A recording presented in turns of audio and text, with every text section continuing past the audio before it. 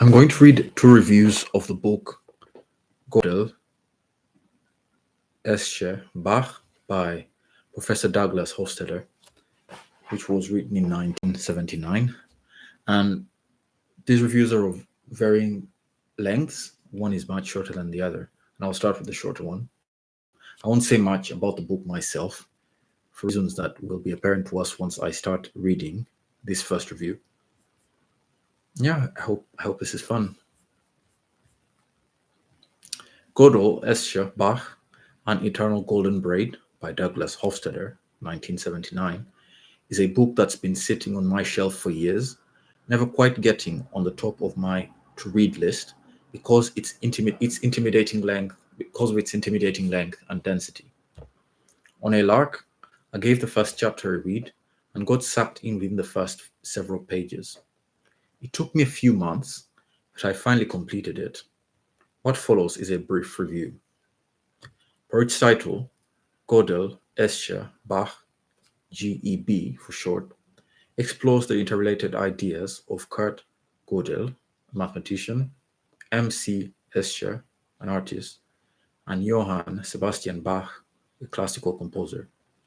The concept that ties these three together, that is, the eternal golden braid, is the notion of strange loops, self-references or paradoxes that occur in hierarchical systems. Hofstadter begins with a tour of intuitive examples of this concept. Bach's canons, M.C.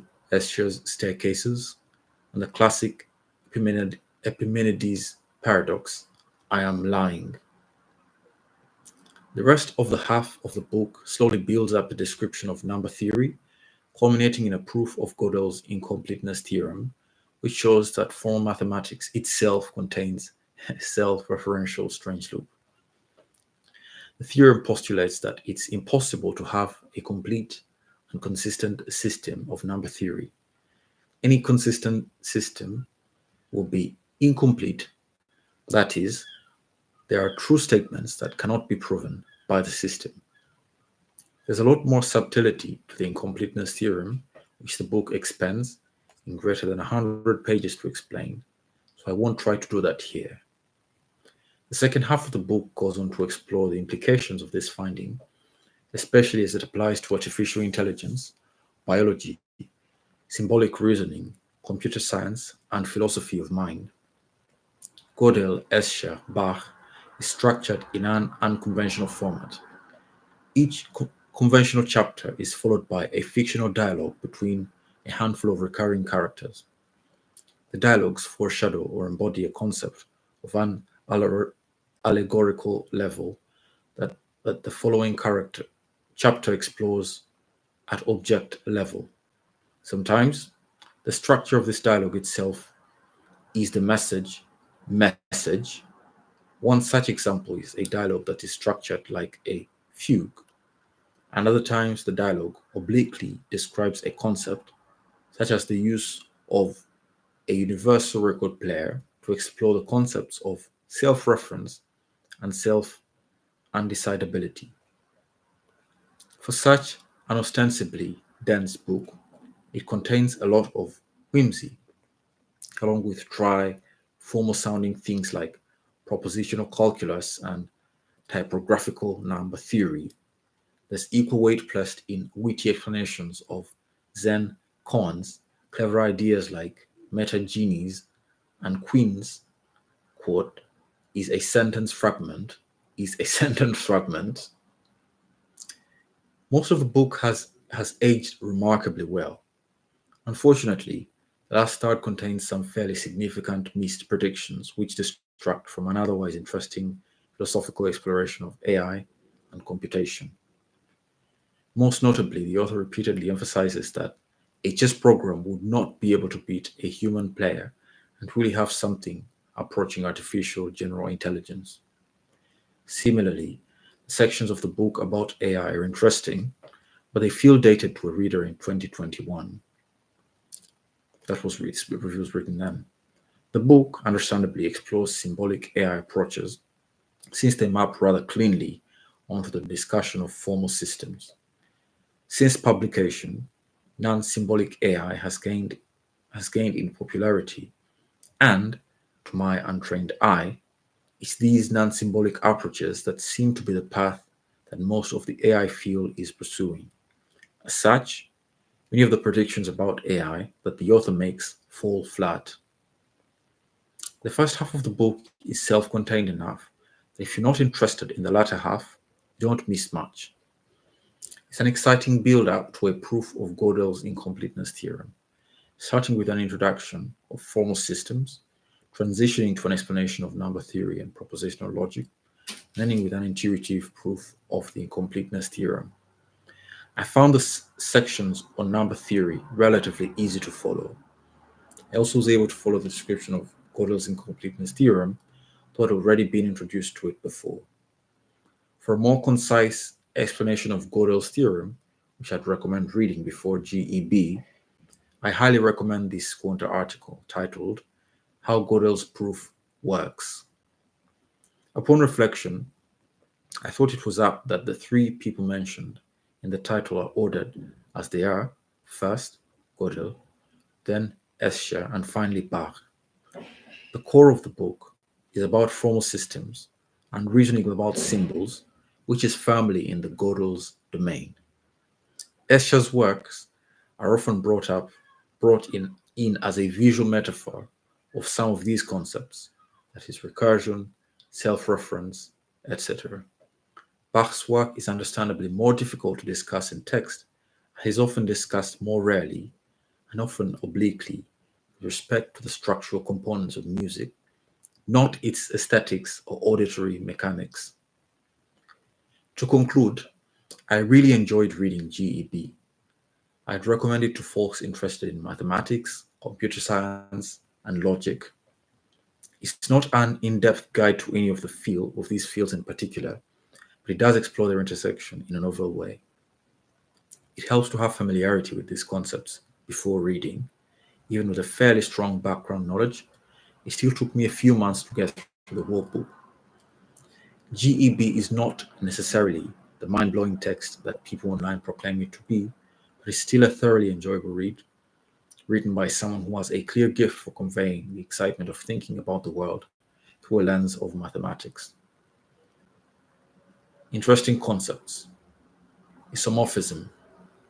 The word isomorphism applies when two complex structures can be mapped onto each other in such a way that to each part of one structure, there is a corresponding part in the other structure, where corresponding means that the two parts play similar roles in their respective structures. Page 57. The concept that allows us to use formal symbolic systems as a map to reason about the world, because there is an information conserving relationship that maps symbols and relationships from one system onto another. Second, holism versus reductionism. Holism says that systems should be viewed as wholes, not as a collection of parts. Viewpoints are commonly in the form of, quote, the whole is greater than the sum of its parts. Reductionism says systems should be viewed as being made up of distinct components. Third, procedural versus declarative knowledge. Declarative knowledge can be stored explicitly, as if in an encyclopedia. Procedural knowledge is encoded as a program or algorithm. Fourth, malafar. A misuse of an idiom or figure of speech, often by incorrectly mixing metaphors. For example, barking up the wrong alley. Fifth, literary queens. For example, 1 is a sentence fragment is a sentence fragment. Or 2, yields falsehood when preceded I'll take that again.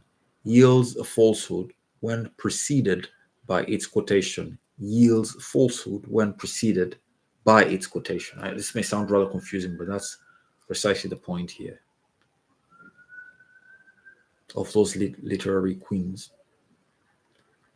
And finally, Drelling's paradox, which is a word that is self-describing if and only if it is not self-describing. Quotes from the book. Recursion is based on the same thing happening on several different levels at once. Ooh, I like that. Page 148. Hofstadter's law. It always takes longer than you expect, even when you take into account Hofstadter's law. Tesla's theorem. AI is whatever hasn't been done yet. Intelligence loves patterns and balks at randomness. Page 175. Typographical rules for manipulating numerals are actually arithmetic rules for operating on numbers. Page 264. The implication of which is any formal system can be expressed in terms of number theory. Oh. Next, there is no such thing as an encoded message. There are only messages written in familiar codes and messages written in less familiar codes. This was written in 1979. This is all remarkable. Page 267. Next, it is the nature of any formalization of number theory that its metalanguage is embedded within it. Page 270. Next, each message appears to be random until we establish a code to read it. Page 416. The brain is rational, the mind may not be. Page 572. Quote, question. Will there be chess programs that can beat anyone? Speculation? No. There may be programs which can beat anyone at chess, but they will not be exclusively chess players. There will be programs of general intelligence, and they will be just as temperamental as people. Page 675.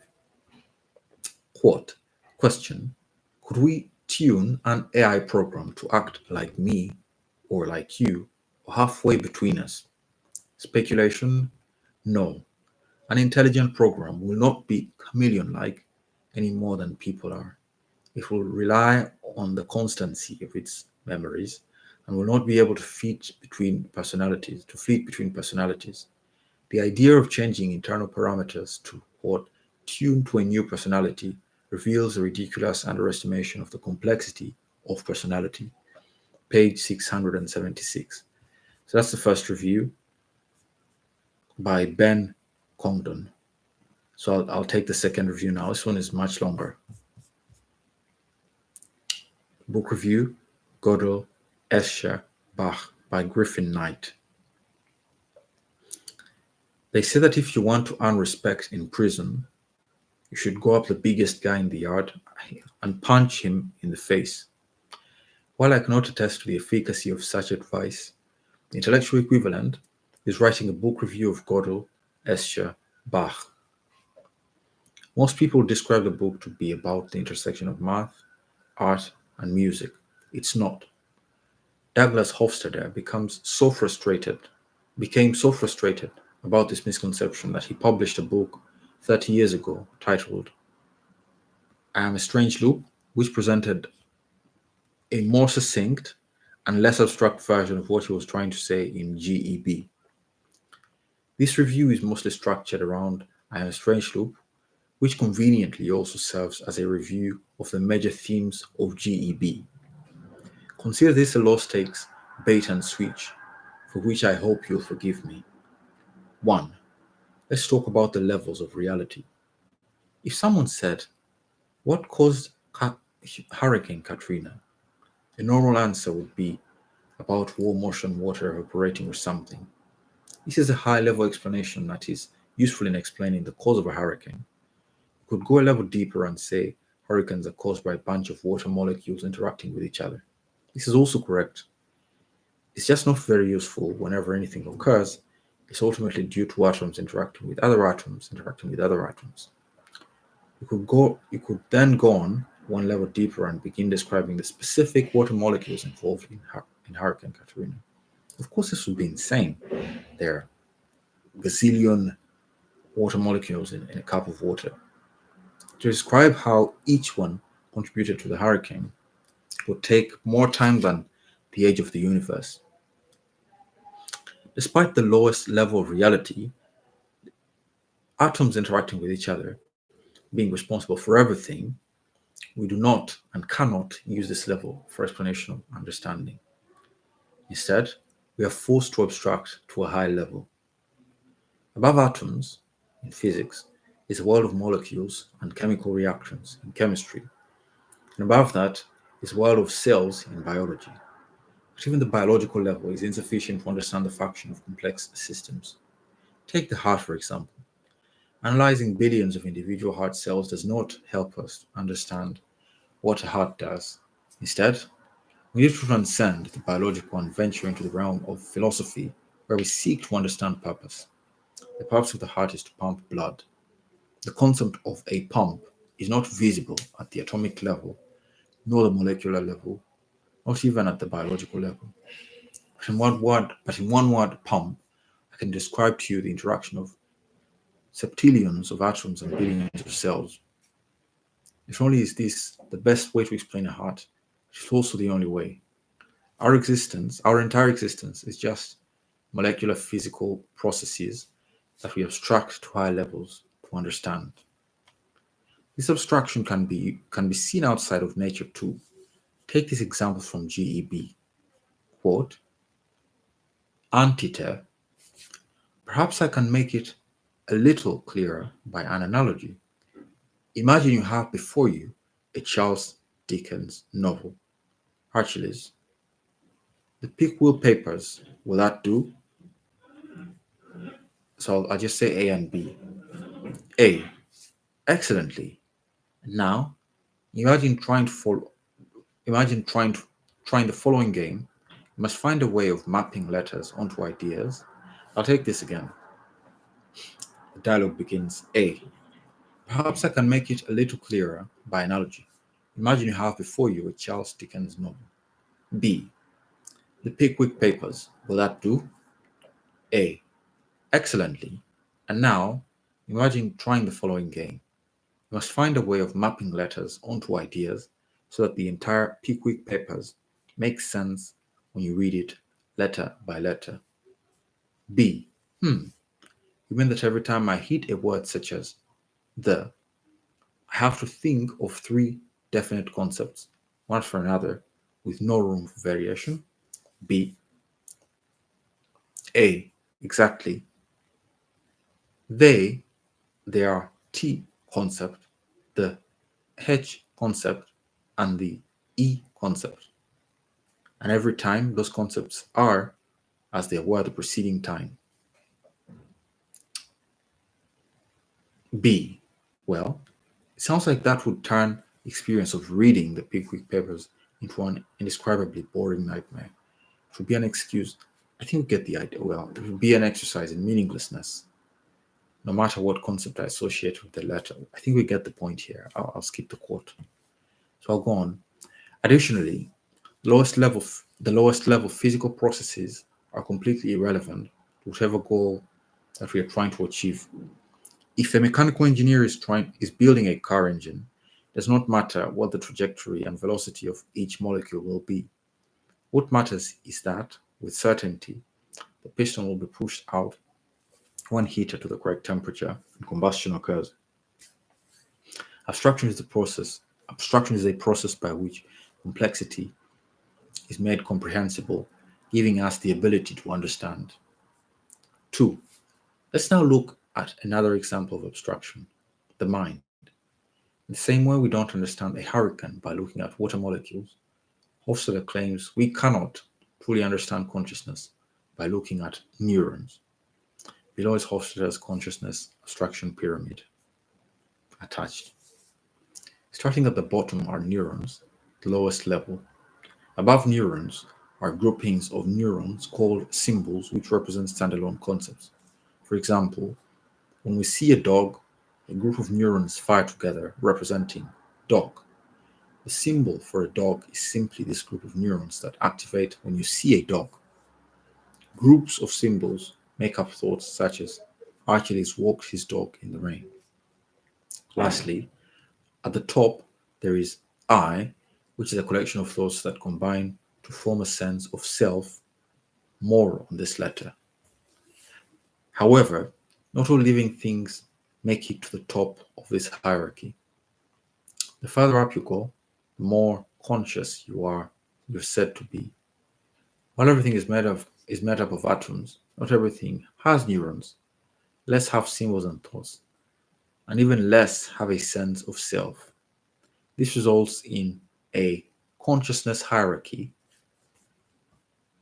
So it's an inverted pyramid, and at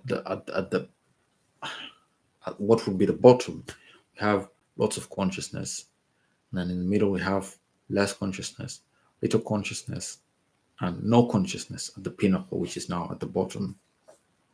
And then it's something like we have normal adult humans, brain damage, and senile. Oh, I like that. Okay. And senile humans, primates. Okay, it goes on. Normal adult humans maintain a fully developed sense of self, which Hofstadter claims is the maximum degree of consciousness. But some humans have less than others. Infants and the senile are two examples. Below that are dogs. Dogs have a sense of self. If a dog looks at itself in the mirror, does it think, that's me? Maybe. What matters is the position relative to others. It doesn't matter if a dog has a sense of self, but rather that it is less than a human and greater than a bee.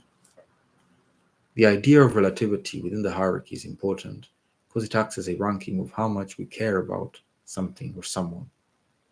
Why do you kill a buzzing mosquito but not a barking dog? Why are vegetarians okay with eating plants but not animals? Should the mentally ill be forced into institutions? Why do you cry when your dog dies but not your goldfish? These are all questions that deal with your consciousness hierarchy. It ties to the great chain of being, I think. We do things to beings on one level of the hierarchy that would be unthinkable at other levels. Hofstadter's intention when he introduces us to this concept is that consciousness is not binary but gradient. Just as a dog's sense of I is less developed than a human, different humans have varying degrees of consciousness too. Which brings us to I. What does it mean for I to be at the top of the consciousness hierarchy? Just as understanding a heart's function transcends analyzing cells, grasping the essence of I cannot be done through neurological examination. This I synthesizes our actions, desires, and beliefs into a unified self-awareness, providing a philosophical foundation for understanding our very existence. Remember that the philosophical level deals with purpose, and purpose of the heart is to pump, whereas the purpose of our thoughts, that is, desires, beliefs, etc., is our sense of self. Quote from the book, which I'll skip. If this I is responsible for everything that we do, it must exist, right? Hofstadter says no. Your sense of I is an illusion. It acts as the necessary abstraction for us to understand our actions and desires. Just as the concept pump doesn't actually exist, your sense of self doesn't exist either.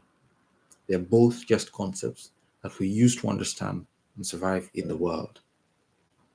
Remember that humans abstract to higher levels because we are unable to understand the lower levels. Our sense of I is an abstraction that allows us to understand our motivations.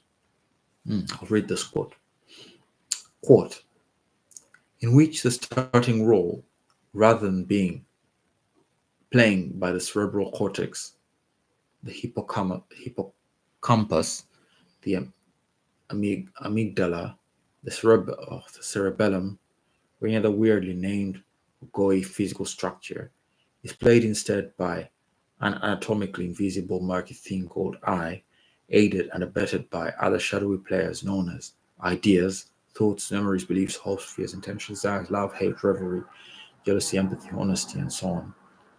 And in the soft, ethereal, neurology-free world of these players, your typical human brain perceives its very own I as a pusher and a mover, never entertaining for a moment the idea that each player might merely be a useful shorthand standing for a myriad of infinitesimal entities and the invisible chemical transactions taking place among them by the billions, nay, the millions of billions every single second. Humans can't see or imagine the low levels of reality that is nonetheless central to its existence.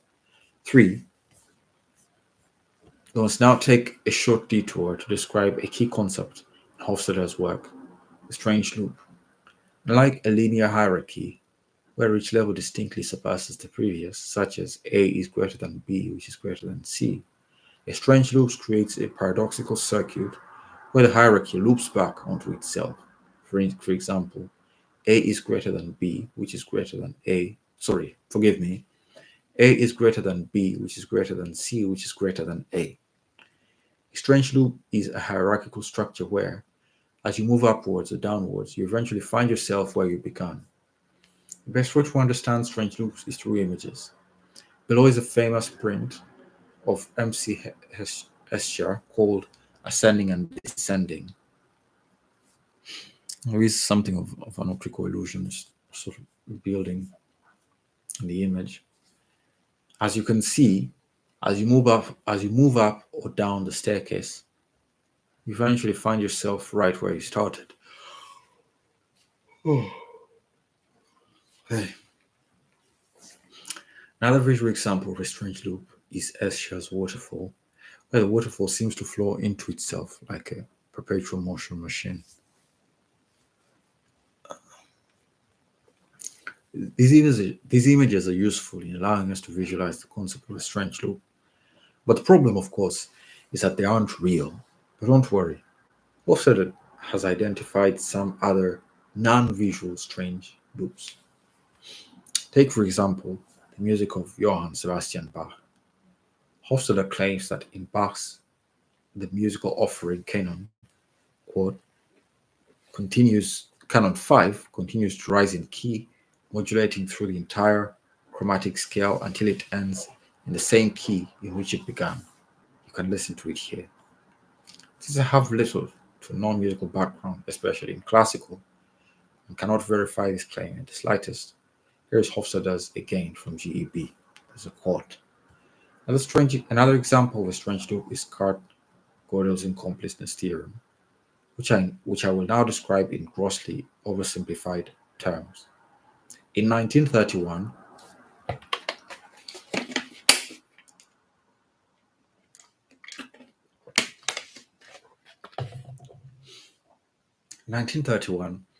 Gödel embedded the phrase, "This statement is false," into a mathematical equation. If the statement is true, then as it says, it is false. But if this statement is false, then that means it's true. But if it's true, then it says it's false, etc. The astute reader I recognize as the liar paradox, which has been around for thousands of years. Gödel's innovation was that by embedding it into a mathematical equation, he was able to prove that formal systems like arithmetic, so elegant, have statements that are true but cannot be proven from within the system itself. This might seem like semantic nonsense, but Gödel's incompleteness theorem is considered to be one of the greatest intellectual achievements of the 20th century. Fun sidebar on Gödel. When he was studying for his US citizen test, he found a loophole in the Constitution that would permit American democracy to legally turn into a dictatorship. He told his friends, including Einstein, about the existence of a flaw, but never the specifics. We still are not sure what he found. Gödel's loophole has been called, quote, one of the great unsolved problems of constitutional law.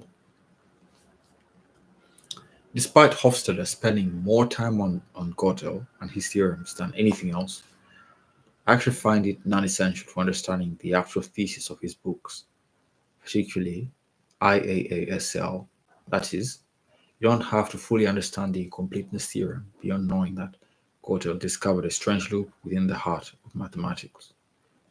We have now covered the titular triumvirate that is Gödel, Escher, and Bach. Congratulations. You now know more about GEP than most people. It is, in fact, not about the intersection of math, art, and music, but instead about proving the existence of strange loops through the works of these three men. It's very well said. That's exactly what it's about. 4. If the title of Hofstadter's latter book didn't give it away, we now get to his primary insight. You are a strange loop, meaning your sense of self, the abstraction process through which you identify as you, and the interactions you have with the world are the result of a strange loop occurring in your brain. As your current I, an abstract illusion that acts as a collection of all your up-to-date desires and beliefs, interactions with the world, it causes a feedback loop that leaves you after the interaction, a slightly modified I. It is a paradox where your sense of self is derived from, but also drives the lower levels of your existence. Neurons make up the desires that culminate in I want that, which in turn leads to the manipulation of atoms, causing new neurons to fire. Neurons make up the desires that culminate in I want that, which in turn leads to the manipulation of atoms, causing new neurons to fire. What? Imagine you decide you want to learn the guitar.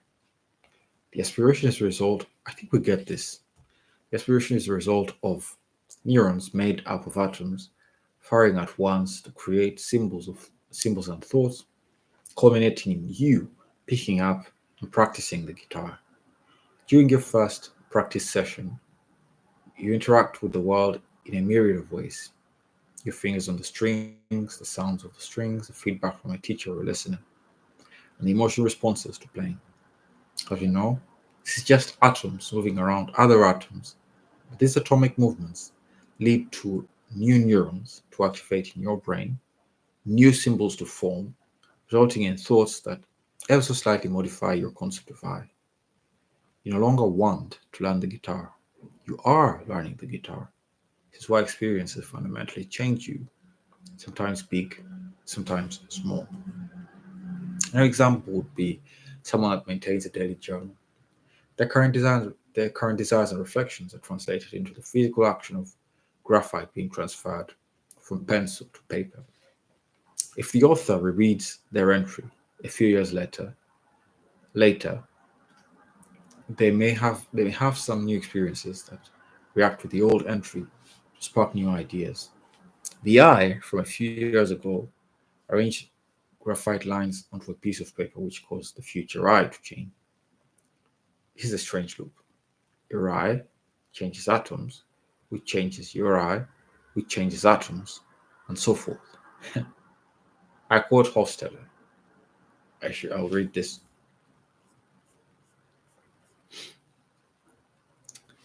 And thus, the current I, the most up-to-date set of recollections, aspirations, and passions and confusions, by tampering with the vast, unpredictable world of objects and other people, has sparked some rapid-fire feedback which, once absorbed in the form of simple activations, gives rise to one infinitesimally modified I. Thus, round and round it goes, moment after moment, day after day, year after year.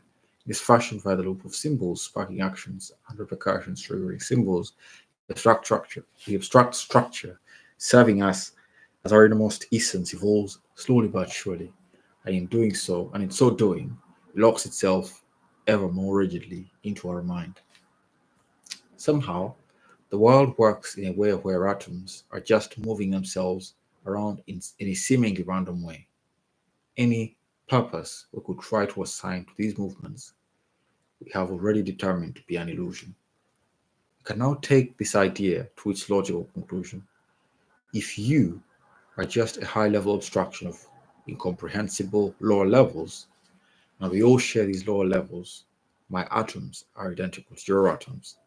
It implies that your strange loop, that is your sense of self, can't exist outside yourself.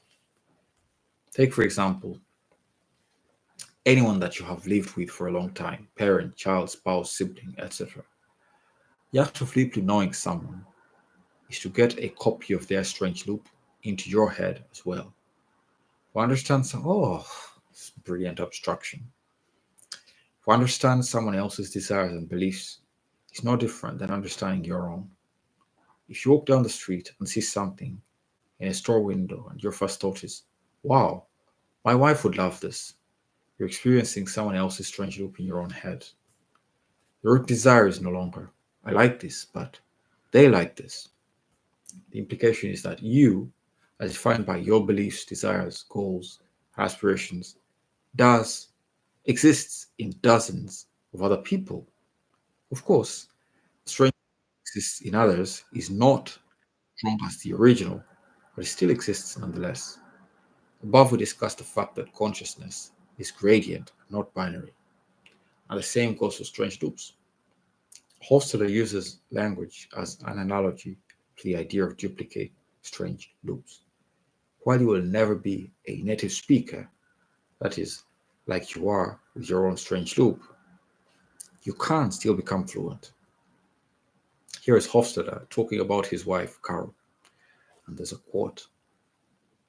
Two people that have spent decades together not only maintain a well-formed version of the other's strange loop, they also begin sharing one.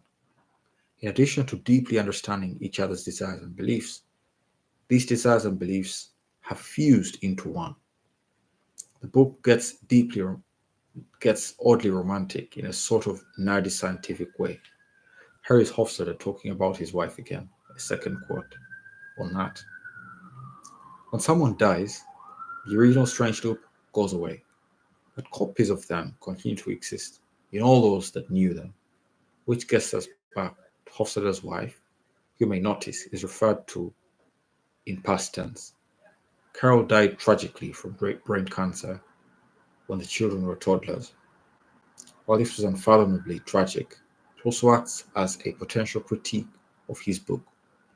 Is the entire idea around multiple strange loops just a way for him to cope of the untimely death of his wife? He addresses this concern head on and says that he was working on these concepts long before his wife passed. He is right, in a sense. GEB, which contains nearly all the building blocks and make up IAASL, which was written years before he even met Carol. Despite this, it's impossible to say that some of the chapters in IAASL weren't heavily influenced by her passing. I wouldn't expect them to be. I wouldn't expect them to be. As we have just seen, an event as large as that is certainly going to alter his strange loop in a dramatic way. 5. And finally, I enjoyed both these books for very different reasons. I Am a Strange Loop presents a well-structured, coherent theory of the mind. Even if you don't fully subscribe to the theory laid out in the book, there is an array of tangential concepts that are intensely thought-provoking. On the other hand, Gödel, Escher, Bach is a completely different beast. It has achieved almost mythological status in our current zeitgeist. It is also perhaps the most common answer to the tech intelligentsia to what's your favorite book? May be true, but probably signaling. That's not to say it isn't a very, very good book, but I cannot overstate the difficulty of reading it. This difficulty is what has given its longevity. GEB would lose its raison d'etre if it were ever tamed. If you want Hofstadter's structured thesis, go read I Am a Strange Loop. If you want to be taken on a journey that through its intellectual dead ends and fascinating yet relevant to the main point concepts will change your mind and ever so slightly alter your strange loop, then read GEB. Part of the experience is dealing with its varying mediums, from dialogues to images to puzzles to pages of symbols. GEB is what you get when a young polymath decides to show off. I love that. GEB is what you get when a young polymath decides to show off. Most books are relaxing to read. GEB is the intellectual version of a marathon, with a strong link between mental exercise and neurodegenerative disease prevention. It may be prudent for doctors to prescribe chapters of GEB. It will also take you a long time to finish. It is then fitting that Hofstadter invented a concept in GEB that describes the quote difficulty of accurately estimating the time it will take to complete tasks of substantial complexity. I give you Hofstadter's law. It always takes longer than you expect, even when you take into account Hofstadter's law. The end. Thank you very much.